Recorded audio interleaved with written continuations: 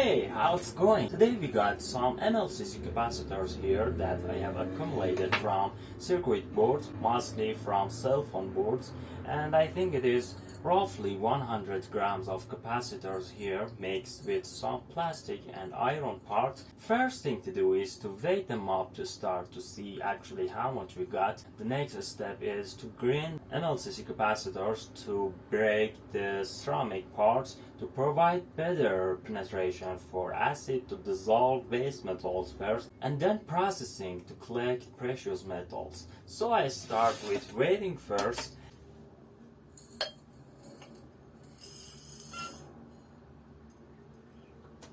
It is 134 grams that I actually didn't expect. That's good. And now let's start it. First thing to do is to crush them and dissolve base metals.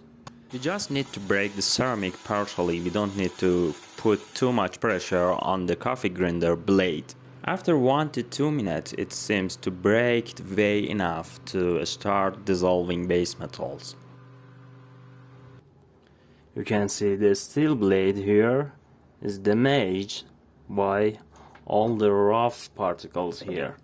So I think the best idea is to use ball mill to grind them completely.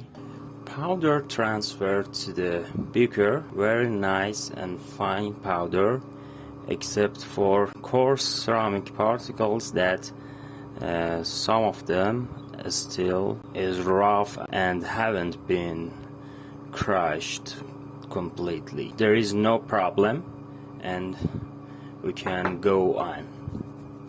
I start adding 30% hydrochloric acid to powder to dissolve base metals.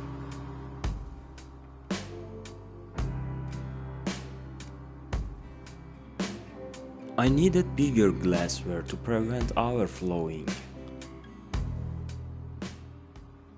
After addition of hydrochloric acid, I placed beaker on the hot plate to boil for a few hours. The reaction seems to become completed, and now I dilute the hydrochloric acid down to precipitate any dissolved silver chloride that may be formed. Normally silver doesn't tend to react with hydrochloric acid since it cannot reduce the hydrogen ion that is present in hydrochloric acid solution. Maybe only a little bit, just to cover the silver particles with silver chloride to form passivation. As I expected, a small amount of silver chloride has been precipitated after the solution being diluted and let it sit for a while. It is obvious in form of thin white coat on the black precipitate. We will recover this silver chloride later after expelling excess hydrochloric acid. Firstly, I filter solution and then I transfer solid materials to a beaker and washed several times with water to get rid of hydrochloric acid that contains base metals. As you can see here, there are some magnetic particles that haven't been dissolved in the hydrochloric acid. I do not separate these with magnet because there is a possibility of losing some precious metal with them because these are not too much reactive, and let them sit in the solution. There is a description and some tips that I referred at the end of video that you should be aware of that when you want to process MLCC capacitors for precious metals. For now, you need to know that the majority of capacitors that I'm processing is the BME type that contains too much nickels that haven't been dissolved in the hydrochloric acid. After pouring excess water, I added some concentrated ammonia solution to the residue to dissolve any present silver chloride.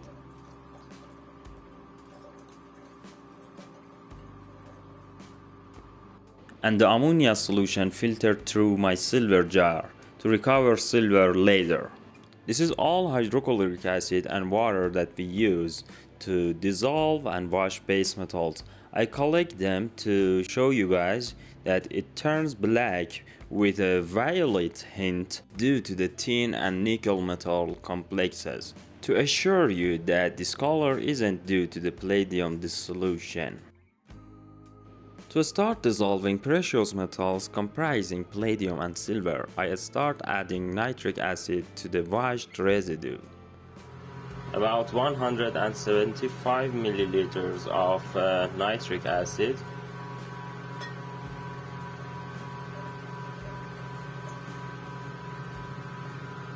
You can see the reaction is starting, dissolving the remaining base metals palladium and silver.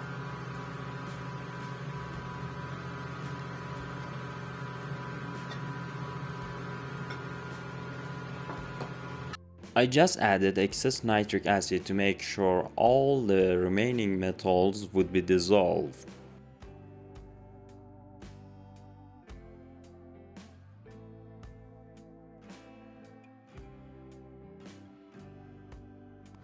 And I place beaker on hot plate on the medium heat.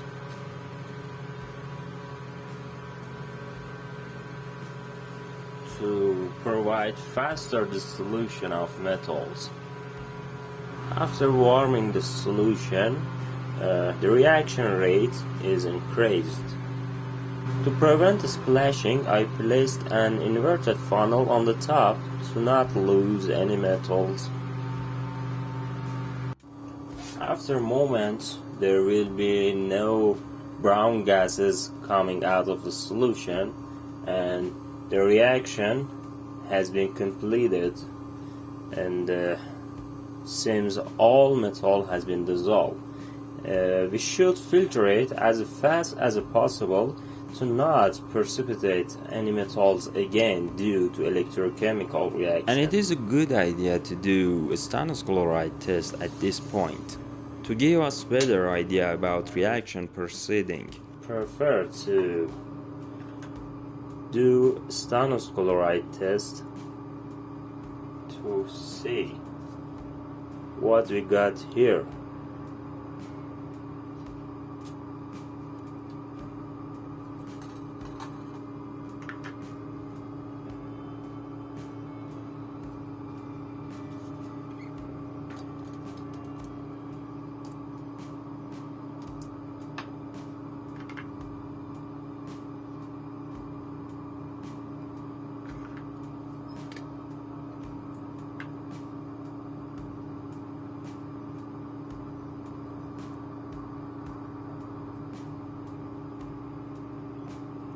You can see the color is changed. This means we have palladium in the solution.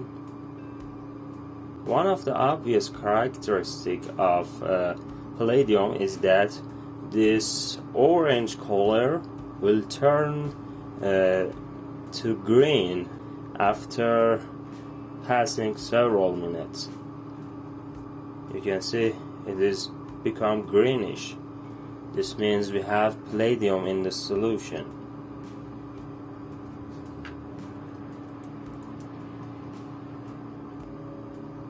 I use this coffee filter to filter solution due to faster passing the liquid from this type of filter.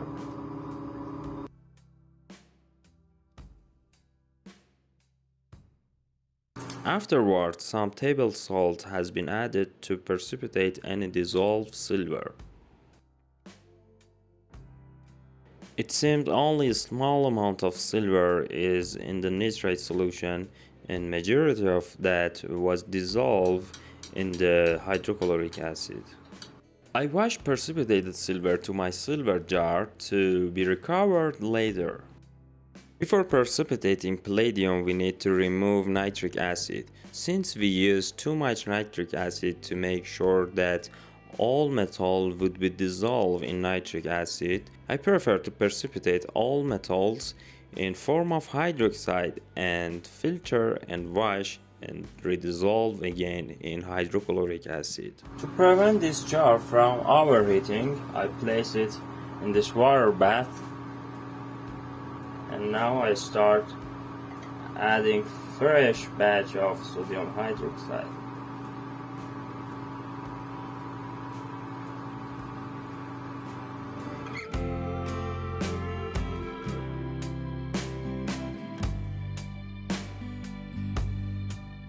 This is all the oxide and hydroxide concentrate that we collect from nitric solution to get rid of all nitric acid.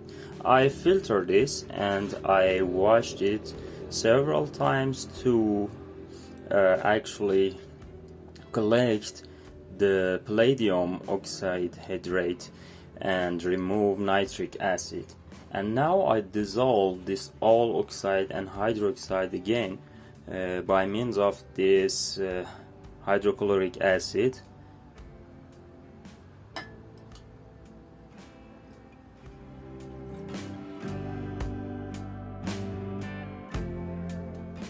Now again I test it with stannous chloride to see if there is our palladium in there or not.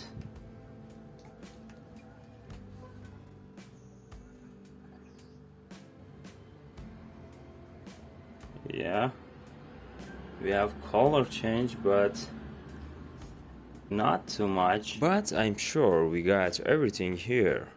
I filtered solution to separate it from dissolved, from precipitated salt at the bottom. And now I start adding ammonium chloride while solution is boiling. Add ammonium chloride to make a saturated solution.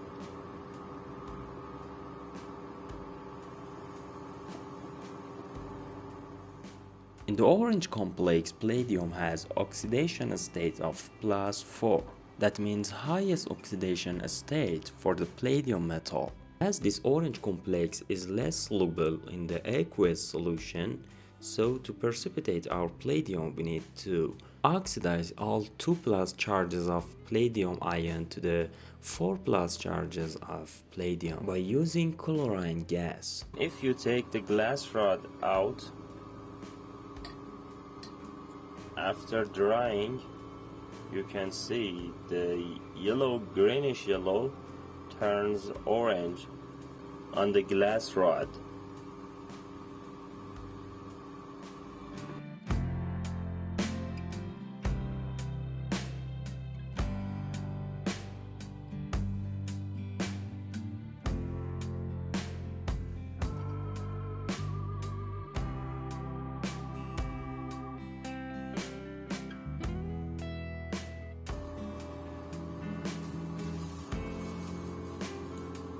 It is very important to get the solution to the boiling point, or you will not see any orange or red precipitate of palladium.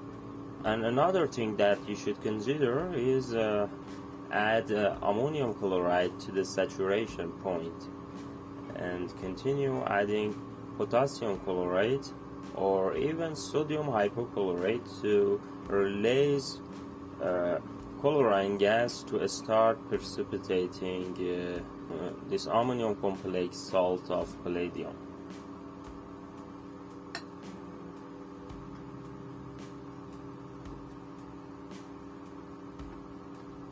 Then while solution is hot, I filter it to separate all the ammonium complex of palladium. After precipitating palladium in form of ammonium salt complex, there was still some trace of palladium in the solution, and it was detectable with stannous chloride test. So I decided to drop all metals in the solution by means of aluminum powder. You can see here, this is mostly copper, and I precipitate with adding some aluminum powder to the acidic solution, and then I collect all the precipitated metals and boiled in the hydrochloric acid to dissolve any unreacted aluminum powder. And this is what's left, some palladium and copper. There are several ways to separate copper and palladium. I decided to oxidize copper powder with oxygen and dissolve copper oxide with dilute acid. Copper metal will oxidize at temperature around 300 degrees Celsius, and palladium will react with oxygen at temperature of 350 degrees Celsius. This means there is 50 degrees Celsius difference between them. By keeping the temperature on 300, we can only oxidize copper. To do this experiment, I decided to crush all powder to the fine powder and place the powder into the test tube. Then place the test tube on the hot plate while oxygen is blowing inside the tube with a little stream. I get my oxygen from this torch that I connect housing here and other side to this point and place it on the hot plate with the little stream of oxygen. Everything placed in the tube, and I close the end with some clay. The only oxygen passing way is this small capillary tube to build some oxygen pressure inside the tube. As you can see here, the temperature is 298 degrees Celsius.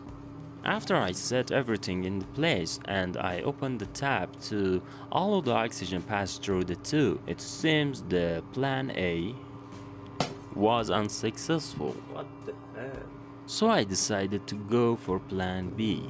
This time I place everything on the flat unreactive surface and I start to stream oxygen on the top of the powder while it is heating to 300 degrees Celsius. I wonder at the end it would be better if I use air as an oxygen source to prevent any spontaneous reaction between palladium and oxygen due to the overheating. Anyway, this is the final product that we got. Now it's time to react this black residue with some dilute acid to see if anything remains that's supposed to be our palladium. Since the palladium metal doesn't tend to react with hydrochloric acid, it should be left at the bottom of the beaker, and the copper oxide expected to react with hydrochloric acid to form copper chloride. Although I think it was better to use nitric acid instead of hydrochloric acid.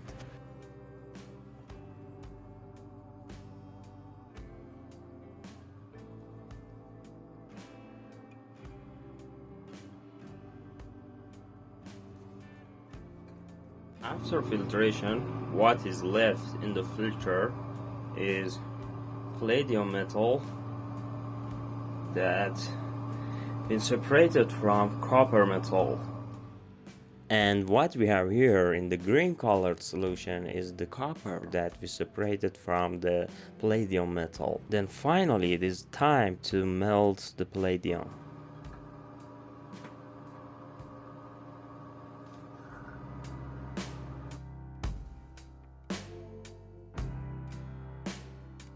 I added 2 batches of palladium to the crucible with some sodium carbonate to be melted. As I mentioned, there is something that needs to be considered before going for the MLCC capacitors and process them for their palladium and silver content. You know guys, we have 2 types of MLCC capacitors, one BME and another one is PME. BME stands for base metals electrode and PME stands for precious metal electrode. As you can see from this image above, in the barrier part, both of them have a nickel plated part, and in the terminal part, BME has copper and PME has silver. The main difference between them is in the electrode section, that BME has nickel and PME has palladium and silver alloy. You may got that what I want to say. I want to say you can separate them by using a magnet. BME tends to more attract to magnet and PME has less tendency to be attract to the magnets. You may heard of that somebody says you can easily distinguish between them by using their color, that PME type has a brown to tanned color and BME type has a gray or black or whatever. I think it is not always true and it doesn't work every time. You cannot always account on this principle because you can't see what is actually inside this ceramic shell. The best thing that you can do is testing them with a magnet. As you saw in my video, the majority of capacitors that I processed was the BME type, and at the end I got that bunch of copper with my palladium that was real pain to separate them from each other. And the final yield of palladium was very low, almost nothing, few milligrams. Although the yield wasn't satisfactory indeed, but we got good information about complex and salt of palladium and separation from copper and other base metals. And I'm going to repeat this process again with better quality MLCCs. Till then, I hope you find these tips useful to not be ripped off with some guy when you want to spend money to buy them, and hope you enjoy.